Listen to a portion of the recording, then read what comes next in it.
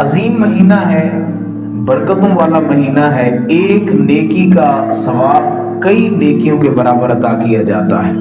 جان عالم علیہ السلام نے فرمایا کہ بندہ مومن جب نفل پڑھتا ہے تو اس کے نفل کا ثواب فرض کے برابر عطا کیا جاتا ہے، اور ایک فرض کا ثواب 70 فرائض کے برابر عطا کیا جاتا ہے۔ فرمایا یہ صبر کا مہینہ ہے، اور سیدھا ہی فرمایا صبر کا بدلہ جنت ہے۔ یہ مساوات کا مہینہ ہے، غم خاری کا مہینہ ہے، دوسرے سے پیار اور محبت کا مہینہ ہے۔ اور پھر فرمایا تم میں سے جو کسی کو روزہ افطار کروائے، اللہ تعالیٰ اس روزہ دار جتنا ثواب افطار کروانے والے کو عطا فرماتا ہے۔ قربان جائیں میرے محبوب علیہ السلام کے مبارک غلاموں پر، ہمارے لیے آسانی پیدا کر دی۔ ایک سوال کر دیا، یا رسول اللہ جس کے پاس کچھ نہ ہو افطار کروانے کے لیے، اس کے لیے کیا حکم ہے؟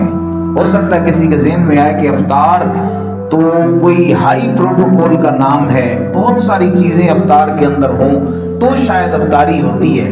جان عالم علیہ السلام نے اس جو ہے وہ پریشانی کو بھی دور فرما دیا۔ فرمایا جو کسی کو دودھ کا ایک گھونٹ عطا کر دے، ایک گھونٹ عطا کر دے، اور پھر فرمایا کھجور کا ایک دانہ ہی دے دے، اللہ تعالیٰ اس دانے کے بدلے بھی روزہ دار جتنا ثواب عطا فرمائے گا۔